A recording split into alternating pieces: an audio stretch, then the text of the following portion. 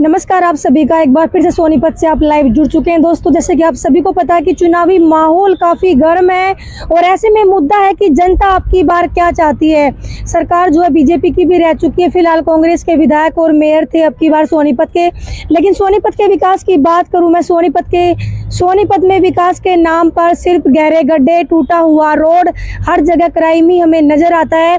तो आज जो है मैं सिटी पार्क में पहुंची हूँ और यहाँ पे काफ़ी बुजुर्ग और काफ़ी युवा जो है मुझे घूमते हुए नजर आए। तो मैंने इन सभी को एक जगह पे यहाँ पे बिठाया और इनसे बातचीत करते हैं कि अब की बार सोनीपत में कौन सा चेहरा चाहते हैं और कौन सी सरकार जो है चाहते हैं। तो शुरुआत करते हैं। राम राम जी। राम राम जी। क्या नाम है आपका? जगबीर सिंह जी। विधानसभा के चुनाव जो इलेक्शन नजदीक है काफी, तो अब की बार सोनीपत से आप क्या चाहते हैं?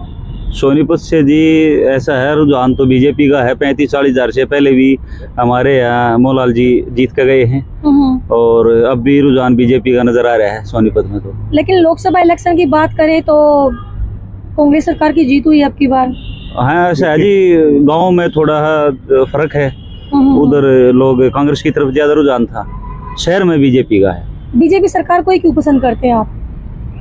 ऐसा है जी, जैसे सामाजिक कार्य हैं, पार्क है, स्कूल है, उसकी तरफ, सड़कों की तरफ ज्यादा ध्यान दिया है जी। हाँ। ऐसा कौन सा चेहरा है बीजेपी की? अगर बात करें, काफी सारे कैंडिडेट जो है दौड़ में है, आप कौन से चेहरे को पसंद करते हैं? ऐसा जी, चेहरे तो जैन साहब भी ठीक हैं, मदान जी भी ठीक हैं, ललित बत्रा जी भी ठीक हैं, अपने देवीदास जी ठीक हैं, तरुण देवीदास है।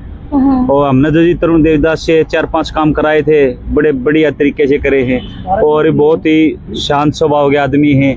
24 घंटे में हमारा एक काम करा रखे है। जैसे कि हाई टेंशन तार थी, ये भी उन्होंने तरवाई थी, और पेट्रोल पंप के सामने एक पिलर था, एक्सीडेंट होते थे जो अनजान लोग थे, तो वो भी उन्होंने कराया था।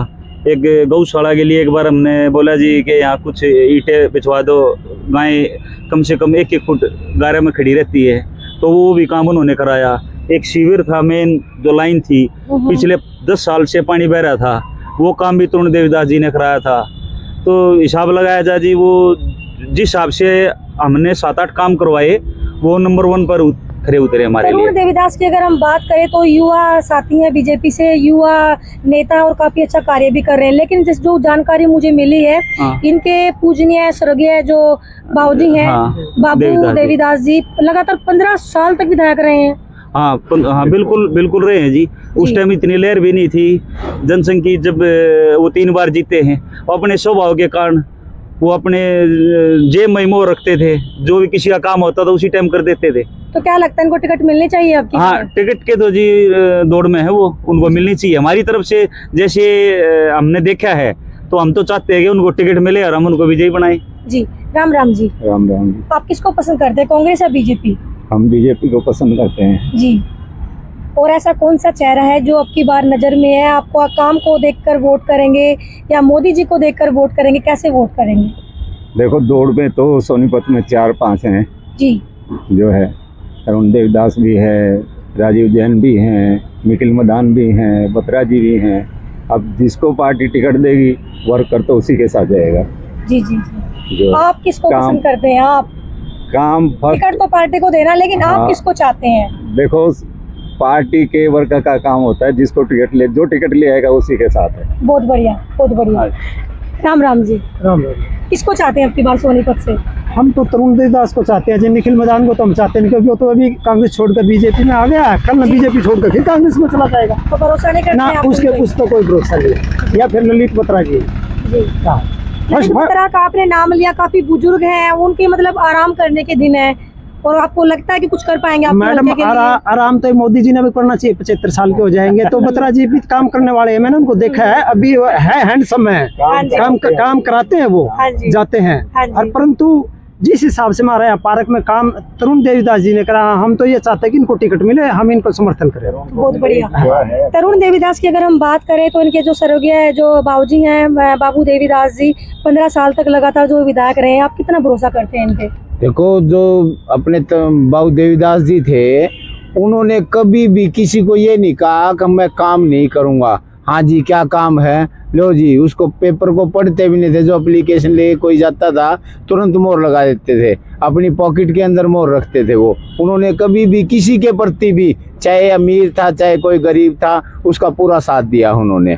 भारतीय जनता पार्टी को सोनीपत के अंदर ऊपर उठाने वाले वो बाबू देवीदास जी थे। जी, आप का बीजेपी पार्टी का समर्थन करते हैं। अगर भी करंट की बात करें तो मेयर भी पहले कांग्रेस के थे और जो विधायक जी हैं वो भी कांग्रेस के हैं, तो क्या इन्होंने विकास नहीं किया? विकास का मतलब ये है कि जो जनता अगर इकट्ठी हो जाए तो विकास के लिए चल पड़ते, नहीं तो अपना आराम से बैठे रहते हैं लोग जी। लेकिन जो बीजेपी वाली बात आती है तो बीजेपी का जब पीछे 10 साल 15 साल जो भी अपना कार्यकाल रहा है, उस कार्यकाल में जितने भी पार्क, रोड और शहर के अंदर सफाई व्यवस्था थी वो डेवलप करने का काम भारतीय जनता पार्टी ने किया है। तो बीजेपी का समर्थन, बीजेपी का समर्थन करते हैं। राम राम जी, राम राम जी। किसको चुनना चाहेंगे, बीजेपी या कांग्रेस? देखो जी, ऐसा है कि मैं गांव से हूँ, गांव में है कांग्रेस की लहर। अच्छा जी। हाँ, और बीजेपी की लहर शहर में है जी। आप ये कह नहीं सकते चेहरा किसको देंगे, वे किसको खड़ा करते हैं, जिसको टिकट मिलेगी जनता उसको सपोर्ट करेगी। कांग्रेस को सपोर्ट करते हैं, लेकिन आपके विधायक तो जेल में है। तो जेल में तो आपको बीजेपी डाले है।